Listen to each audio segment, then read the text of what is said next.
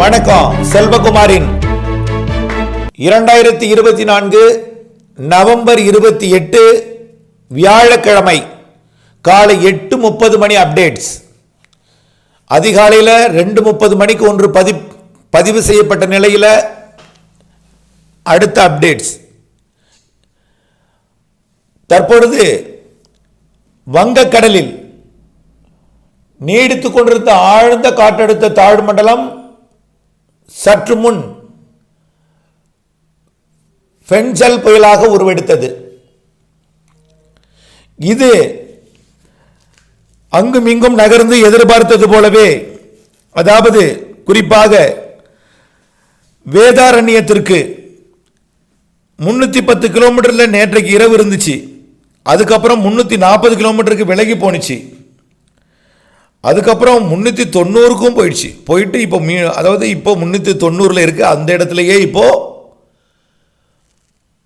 Pencil புயலாக உருவெடுத்திருக்கு. அதாவது வேதாரண்யத்திற்கு கிழக்கு தென்கிழக்கே 390 கிலோமீட்டர் தொலைவில் தற்பொழுது நிலை கொண்டிருக்கு. இது எதற்கு வேதாரண்யத்தை சொல்றேன்னா, வேதாரண்யத்துக்கு வராது, ஆனால் நெருங்கி வந்து கரை கடக்கும் இடம் கடலூர் மாவட்டம். அப்படித்தான், அதுக்கு தான் நம்ம வேதாரண்யத்தை சொல்கிறேன். ஆனால் கரை கடக்கும் இடம் கடலூர் மாவட்டம். ஆனால் செயலிழந்து, நல்லா புரிஞ்சுங்க, கடலூர் மாவட்ட மக்களே அச்சப்பட வேண்டாம். கரை கடக்கும் முன்பே செயலிழந்துடும். எப்போ செயலிழக்கணும்னு சொல்லிட்டே வர்றேன் பாருங்க. அதாவது 29ஆம் தேதி நாளை கடலூருக்கு ஒரு 250 கிலோமீட்டர் தொலைவில் வரும். வேதாரண்யத்துக்கு 150 கிலோமீட்டர் தொலைவில் வரும் நாளைக்கு மதியம். அதாவது 29ஆம் தேதி மதியம் கடலூருக்கு 250 கிலோமீட்டர் தொலைவிலையும் வேதாரண்யத்துக்கு 150 கிலோமீட்டர் தொலைவிலையும் வரும். நாளை இரவு 29ஆம் தேதி இரவு கடலூருக்கு 150 கிலோமீட்டர் தொலைவிலையும் வேதாரண்யத்துக்கு 75 கிலோமீட்டர்லையும் வரும். நாளை இரவு, அதாவது 29ஆம் தேதி இரவு 75 கிலோமீட்டர் தொலைவில் வரும். ஆனால் கரையை கடக்காது. 75 கிலோமீட்டர் தொலைவுக்கு வரும்பொழுது கொஞ்சம் உங்களுக்கு ஒரு அச்ச உணர்வை ஏற்படுத்துமே தவிர கரையை கடக்காது, பயப்படாதீங்க. இது அப்படியே கடலூர் மாவட்டம் மற்றும் மயிலாடுதுறை மாவட்ட வடக்கு பகுதிக்கு போக முற்படும் பொழுது அங்கேயே செயலிழந்துடும். செயலிழக்கும் இடம் 75 கிலோமீட்டர் தொலைவில், வேதாரண்யத்துக்கு கிழக்கே 75 கிலோமீட்டர் தொலைவில் இருக்கும் பொழுது அது செயலிழக்கும். ஆக நாளை 29ஆம் தேதி வெள்ளிக்கிழமை இரவு கடலூருக்கு 150 கிலோமீட்டர் தொலைவிலையும் வேதாரண்யத்திற்கு 75 கிலோமீட்டர் தொலைவுக்கும் வந்து தான் அது செயலிழக்கும். ஆனால் அது கரை கடக்கும் பொழுது புயல் என்ற பெயரில் இருக்காது, ஆழ்ந்த காற்றழுத்த தாழ்வு மண்டலமாக இருக்கும். ஆனால் இந்த 150 கிலோமீட்டரு அப்போ இருக்கும் கடலூருக்கு. கடலூர் என்று சொல்ல முடியாது, அது பூம்புகாரிலிருந்து புதுச்சேரி இடைப்பட்ட நம்ம சரியாக சொல்ல போனால் பரங்கிப்பேட்டை. சார் பரங்கிப்பேட்டைன்னா பயப்படாதீங்க, செயலிழந்து மழை தரும் நிகழ்வு. நான் அது வேண்டவே வேண்டாம். செயலிழந்தாலே பரவலாக விரிஞ்சிடும், பரப்பில் விரிந்துடும். மயிலாடுதுறை மற்றும் கடலூர் மாவட்டம் வழியாக கரை கடந்து உள்ளே போகும். அப்படி வச்சுக்கோம், எந்த ஊரும் வேண்டாம். ஆகவே இதில் காற்று அச்சம் கரை கடக்கும் போது இருக்கவே இருக்காது. ஆனால் கடலுக்குள் இருக்கும் பொழுது தரைக்காற்று உள்ளே போகும், அவ்வளவுதான். கடலுக்குள் இருக்கும் பொழுது தரைக்காற்று உள்ளே போகும். இன்றைக்கு அதிகாலையில் மதிப்புக்குரிய பாலக்காட்டு கணவாய் மக்களும், தென் மாவட்ட மக்கள், மேற்கு தொடர்ச்சி மலை மாவட்ட மக்கள், உள் மாவட்ட மக்கள், திருச்சி, கரூர், திண்டுக்கல் மாவட்ட மக்கள் மற்றும் கிருஷ்ணகிரி, தருமபுரி, சேலம், நாமக்கல், பெரம்பலூர், இந்த மாவட்ட மக்கள்லாம், எல்லா மாவட்டங்களுமே ஏரி குளங்களை நிரப்பவில்லை. அதை முதல்ல சொல்லி தொலைங்க சார், புயல் எங்காவது போகும் சொல்லிட்டு இருக்கீங்க. 27ஆம் தேதி வரும்னு சொன்னீங்க, வரல. இதெல்லாம் உங்கள் வானிலை அறிக்கைலாம் தப்பாக போச்சு, சும்மா சொல்லிக்கிட்டே இருக்காரு. சற்றே சோதித்து கொஞ்சம் நினச்சி பாருங்க. செல்வகுமார் இல்லைன்னா நீங்கள் நீண்ட கால வானிலை இருக்கை எங்கே போய் கேட்பீங்க? வாய்க்கு வந்ததெல்லாம் பேசக்கூடாது. 27ஆம் தேதி வரலன்னா 27ஆம் தேதி நானே இழுத்து கொண்டு வந்து உட்கார வைக்க முடியும் உங்கள் ஊரில்? புரியுதுங்களா இல்லையா? 27ஆம் தேதி வரும்னு சொன்னீங்க, 28ஆம் தேதி ஆகிட்டு காணும். இன்னும் வந்து பாலக்காட்டு கணவாய்க்கு மழையே வரல, சும்மா சொல்லிகிட்டே இருக்காரு. வானிலையை படித்திருந்தால் நீங்களும் அதில் உண்மைத்தன்மை அதுக்கு தான் நான் விளக்கம் சொல்கிறேன். வரும் வராது அப்படின்னு சொல்லிட்டு நான் போகல. என்றைக்கு வானிலை அறிக்கை சொல்கிறனோ அன்றிலிருந்து 30 வருடமா, இன்றைக்கு 30 சொல்லிகிட்டே இருக்கேன். 34 வருஷமாயிடுச்சு. 34 வருடமா வானிலை அறிக்கைக்கு விளக்கம் கொடுத்துட்டு தான் உங்களுக்கு சொல்லிகிட்டு இருக்கேன். எங்கே வருது, ஏன் வருது, எப்படி வருதுன்னு. இன்றைக்கே ஏன் நம்ம இப்போ சொல்லிகிட்டு இருக்கோம்? நேற்றைக்கு ஏன் நின்றது? 2 நீரோட்டங்கள் பிரிந்தது, பிரியும் இடத்துல இருந்துச்சு. வேறொரு நீரோட்டத்தையும் பிடித்து போக முற்படும் பொழுது தான் அந்த 75 கிலோமீட்டர் நகர்ந்தது, அதாவது அந்த 30 கிலோமீட்டர். இருந்தாலும் இந்த நீரோட்டத்தோட அகலம் அதிகமாகும் பொழுது அந்த நீரோட்டம் வரைக்கும் அது பரவியது. அதனால நீரோட்டத்தை பிடிச்சி வந்துட்டு இருக்கு.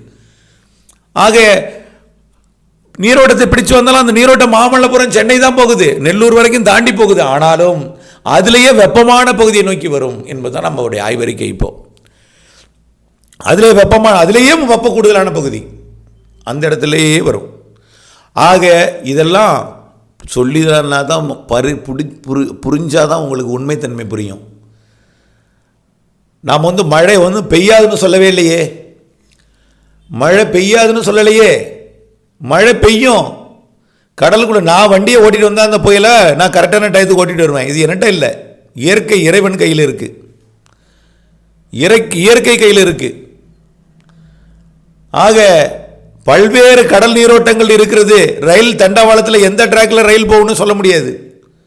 இந்த அளவிற்கு ரொம்ப தலையை பிச்சுக்கிட்டு விடிய விடிய தூக்கம் இல்லாமல் நேற்றைக்கு சுத்தமாகவே தூங்கலை. 11:30 மணியிலிருந்து அடுத்த கட்ட நகர்வு பற்றி ஆரம்பித்து 2:30 மணி ஆயிடுச்சு. 2:30 மணிக்கு அறிக்கை ரெக்கார்ட் பண்ணி போடுறதுக்கு அவ்வளோ 3 ஆயிட்டு. அவ்வளோ ரெக்கார்ட் பண்ணி போடுறதுக்கு விடிய விடிய தூங்கலை. இதை விஐபிகளுக்கு ஃபார்வர்ட் பண்ணணும். ஏன்னா அவங்க போய் பார்க்க மாட்டாங்க, ஏன்னா அப்டேட்ஸ் அவங்களுக்கு தெரியாது. போய் பார்க்க சொன்னால் நீங்கள் வியாபாரம் பண்ணுறான் அப்படிம்பாங்க. இப்படியெல்லாம் நிறைய வியாபாரங்கள் பிரச்சனைகள் இருக்கிறது. பேச்சு ஒருத்தர் கால் அட்டன் பண்ணலைன்னா எவ்வளவு லைவில் இருக்கும்பொழுது கால் அட்டன் பண்ண முடியாது. என்னுடைய ஃபோனில் தான் அது லைவில் சொல்லியிருக்காங்க. ஃபோன் எடுக்கவே முடியாது. ஃபோனை நிறைய பிரச்சனைகள் சிக்கியிருக்கேன். நிறைய புரிஞ்சுங்க. ஒரே ஆள் எனக்கு எந்த பியும் வச்சுக்க முடியாது, எல்லா பதிலும் நான் தான் சொல்லணும். புரிஞ்சுக்குங்க. எவ்வளவு கஷ்டம் உங்களுக்காக பட்டுக்கிட்டு இருக்கேன் என்பது வாய்க்கு வந்ததெல்லாம் பேசக்கூடாது. மழை வரலன்னு டெல்டா மக்கள் எப்போ மழை நிற்கும்னு சொல்லி பயிர்கள் மூழ்கடிக்கிறதுக்கு வடியாதான்னு பார்த்துட்டு இருக்காங்க. நீங்கள் டெல்டா மூழ்கினா தான் அங்கே தண்ணி வரும். அதனால் எப்போ டெல்டா மூழ்கணும்னு எதிர்பார்த்துட்டு இருக்கீங்க? சற்றே யோசிங்க. உங்களுக்காக நான் என் நிலைமையை கொஞ்சம் யோசிக்கணும். பேசுவதெல்லாம் காதுக்கு வருகிறது. ஆகவே மழை பெய்யும் பெய்யும் பெய்யும் பெய்யும். நீங்க எதிர்பார்க்கறதுனால தான் இன்னைக்கு படத்திலேயே பாலக்காட்டு கணவாயின்னு ஒரு கோடு போட்டு பாலக்காட்டு கணவாயின்னு பொள்ளாச்சிக்கிட்ட எழுதியிருக்கிறேன்.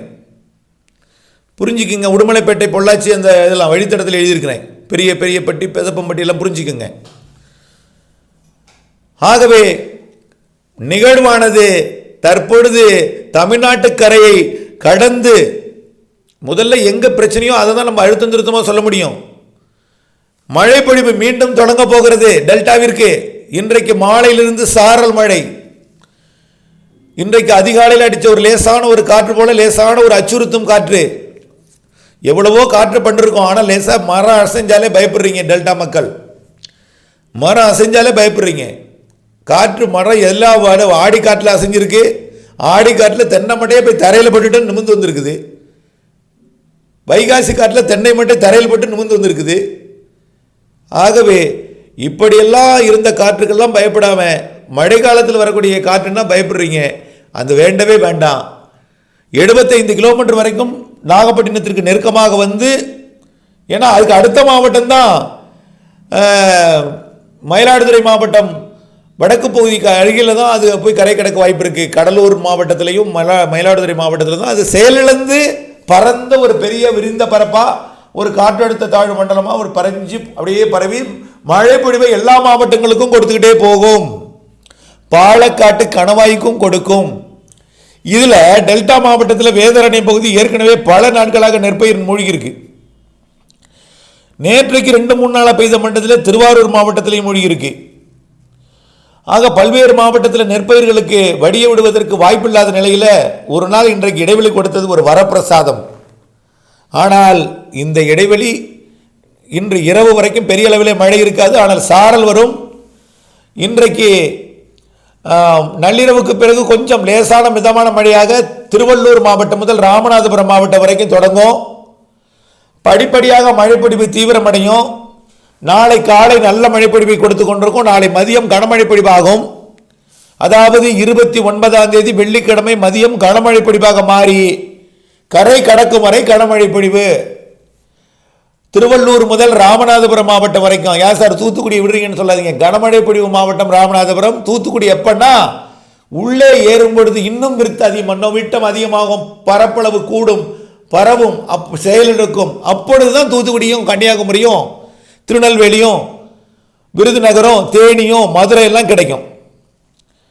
ஓகே, அது உடனே செயலிழந்துடாது. நல்லா புரிஞ்சுக்கங்க, உடனே முற்றிலுமாக செயலிழந்து விடாது. கடலோரம் தொடங்கும் மழை, தீவிரமடையும் மழை 30ஆம் தேதி, அதாவது 29ஆம் தேதி வெள்ளிக்கிழமை தீவிரமடையும் மழை. கரை கடந்த பிறகும் டெல்டா மாவட்டங்களில் மழை பொழிவு தொடரும் 1ஆம் தேதி காலை வரை. ஏன்னா அது ஒரு வேகமாக போகக்கூடிய நிகழ்வு அல்ல. செயலிழந்துட்டுனா மெதுவாக தான் போகும். ஆக மெதுவாக போய் 1ஆம் தேதி முழுவதும் தமிழ்நாட்டின் தரைப்பகுதியில் பயணித்து 2ஆம் தேதி அரபிக்கடலிலே கோழிக்கோடு கொச்சி இடைப்பட்ட பகுதியில் அரபிக்கடலில் போய் மையம் கொள்ளும். மீண்டும் மையம் கொண்டு காற்றழுத்த தாழ்வு பகுதியாக மீண்டும் தீவிரமடையும். ஏற்கனவே காற்றழுத்த தாழ்வு பகுதியாக போகும். அங்கே போய் உடனடியாக வெல் மார்க்கெட் லோ பிரஷராக மாறும். புரியுதுங்களா? இப்போ நம்பிக்கை வந்துருச்சாங்க பாலக்காட்டு கணவாய்.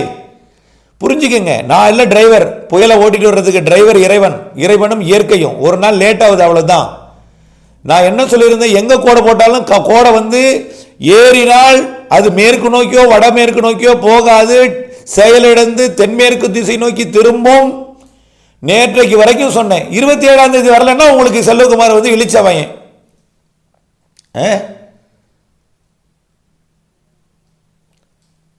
ஆண்டு முழுவதும் 365 நாளும் உங்களுக்கு வானிலை அறிக்கை கொடுக்குறேங்க. 365 நாளும் உங்களுக்காக சத்தம் போட்டுட்டு இருக்கேன், உறக்கம் தொலைத்து. புரிஞ்சுக்குங்க. முதல்ல டெல்டா மாவட்டத்திற்கு நாளை மதியம் முதல் தீவிரமடையும் மழை. அதாவது 29ஆம் தேதி மதியத்திலிருந்து கரை கடக்கக்கூடிய நேரம் 30ஆம் தேதி மதியம். கரை கடக்கிறது என்றால் அச்சப்பட வேண்டாம். செயலிழந்து தரையேறும் நேரம் மயிலாடுதுறை கடலூர் மாவட்டத்தில் தரையேறும் நேரம் 30ஆம் தேதி மதியம். அது கரையை ஏறி உள் மாவட்டத்துக்கு போகிறதுக்கு 1ஆம் தேதி மதியம் ஆகிடும். 2ஆம் தேதி தான் போய் காலையில் அரபிக்கடலில் இறங்கும்.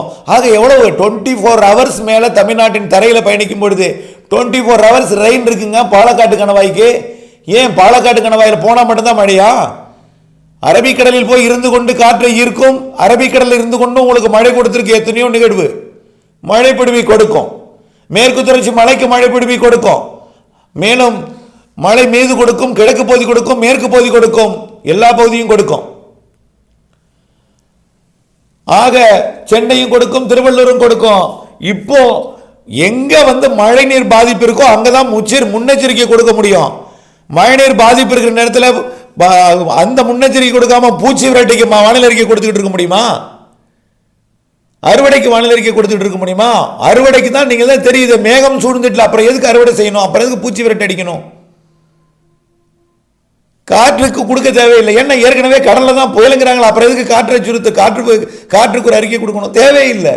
ஏற்கனவே மீன்வளத்துறை ஒளிப்பெருக்கி மூலம் தமிழ்நாடு கடலோரம் முழுவதும் ஒளிப்பெருக்கினால கடலுக்குள்ள இறங்காதீங்கன்னு கத்திட்டு இருக்காங்க. இப்ப தேவை நிகழ்வு எந்த வழித்தட வழியாக போகும், எப்பொழுது செயலிழங்கும், காற்று அச்சத்தை போக்கணும், மழை பொழிவுக்கு முன்னெச்சரிக்கை எடுக்கணும். அதுதான். ஆகவே வரக்கூடிய நேரத்தில் கண்டிப்பாக மழை பொழிவு கொடுக்கும். நிச்சயமாக நாளை கரை கடந்து மன்னிக்கவும் நாளைய மறுதினம் 30ஆம் தேதி கரை கடந்து மேற்கு நோக்கி போகும் பொழுது கண்டிப்பாக மேற்கு மாவட்டங்களுக்கு நல்ல ஒரு மழை பொழிவை கொடுக்குங்க. சரிங்க, இது ஒரு நிகழ்வு தானே பரவாயில்ல. டிசம்பர் மாதம் தானங்க அதிக மழை பெய்யும்னு சொல்றோம். உங்களுக்கு வந்து உடனே பெய்திடணும், உடனே உங்களை தூக்கத்தை கொண்டு வந்து கொடுத்துடணும், உங்களுக்கு நிம்மதியாக தூங்கணும். அப்படி எப்படி உங்களுக்கு இருக்கும்? ஏரி குளங்களை நிரப்பும், கண்டிப்பாக நிரப்பும் ஏரி குளங்களை. உங்களுக்காக தான் பார்த்துட்டு இருக்கேன். நானும் தூங்கலாம், நீங்க தூங்குறதுக்கு நான் தூங்காம உட்காந்துருக்கேன். அதை முதல்ல தெரிஞ்சுக்கிங்க. ஆகவே கண்டிப்பாக எல்லா மாவட்டங்களுக்கும் மழை தரும், செயலிழந்து மழை தரும். கரை கடக்கும் முன் காற்றச்சம் வேண்டாம். கரை கடக்கும் முன் செயலிழந்து கிடக்கும். கரை கடக்கும் முன்பு கடலில் இருக்கும் பொழுது தரை காற்று உள்ளே போகும். அதுதான் பிரச்சனை. அதுதான் உங்கள் அச்ச உணர்வை ஏற்படுத்தும். அதுக்காக போய் ஏதாவது தேவையில்லாத முன்னெச்சரிக்கை எடுக்க வேண்டாம். தரை காற்று எப்பொழுதுமே போகும். எல்லா எந்த புயல் உருவானாலும் தரையிலேருந்து ஒரு காற்று கடலுக்கு போகும். ஆனால் கடல் காற்று தரைக்கு வராது. அதாவது புயல் கரை வராது. புயல் கரையை கிடக்கும் பொழுது காற்று இருக்காது. ஆனால் புயலுக்கு காற்று போகும். அது கொஞ்சம் 75 கிலோமீட்டர் இருக்கும்பொழுது நாகப்பட்டினம், திருவாரூர், தஞ்சாவூர் மற்றும் கடலூர், காரைக்கால் இந்த மாவட்டங்கள், அரியலூரில், புதுக்கோட்டையில் கொஞ்சம் காற்று இருக்கும். ஆனால் அந்த காற்று புயலுக்கு போகும் காற்று சாதாரண காற்று, மரங்களை லேசாக அசைக்கும் காற்று, மரங்களை லேசாக தழைகளையும் இலைகளையும் மட்டைகளையும் ஆட்டும் காற்றை தவிர அது பாதிக்கும் காற்று அல்ல என்பதை புரிந்து கொண்டு அச்சப்படாமல் இருக்கணும். மழைப்பொழிவு சாரலாக இன்றைக்கு தொடங்கும், நாளை அதிகாலையில் மிதமாக தொடங்கும், நாளை பகலில் கனமாகும், அதிலிருந்து புயல் கரை கடக்கும் வரை மிக கனமாகும். ஒட்டுமொத்த கடலோர மாவட்டங்களில் அது கரை கடந்த பிறகு உள்ளே போய் எல்லா மாவட்டங்களுக்கும் நிறைய மழை பொழிவு கொடுத்து, பாலக்காட்டு கணவாய்க்கும் நிறைய மழை பொழிவு கொடுத்து விட்டு, உடுமலைப்பேட்டைக்கும் மழை பொழிவு கொடுத்து விட்டு, பொள்ளாச்சிக்கும் கொடுத்து விட்டு, அப்படியே அரபிக்கடல் நோக்கி 30ஆம் தேதி கரை கடந்து 1ஆம் தேதி உள்ளே நகர்ந்து 2ஆம் தேதி அரபிக்கடல் போயும் மழை பொழிவை கொடுக்கும். கிழக்கு காற்றை ஈர்த்து மழை பொழிவை கொடுக்கும். 2ஆம் தேதி நிறைவடையும் இந்த சுற்றின் மழை. அடுத்த நிகழ்வு இருக்கிறது 5ஆம் தேதி 6ஆம் தேதி, அதுவும் மழை பொழிவை கொடுக்கும். 5, 6, 7, 8 அது ஒரு பெரிய மழைப்பொழிவாக நீங்கள் எதிர்பார்த்துட்டு இருக்காதீங்க. மழைப்பொழிவுக்கு அடுத்த நிகழ்வு அடுத்தடுத்த நிகழ்வு வலுவான நிகழ்வு இருக்கிறது. 15ஆம் தேதி வாக்கிலே ஒன்று, 18ஆம் தேதி வாக்கிலே வலுவான நிகழ்வு, அதுவும் நிறைய மழைப்பொழிவை கொடுக்கும். அடுத்தது கிறிஸ்துமஸுக்கு பின்பு நிறைய மழைப்பொழிவை கொடுக்கும். தயவு செய்து பொறுமை காத்திடுங்கள். இன்றைய மாலை அறிக்கையில் சந்திப்போம். இன்றைக்கு மதிய அறிக்கை இல்லை, மாலை அறிக்கையில் சந்திப்போம். இணைந்தே இருங்கள். நன்றி.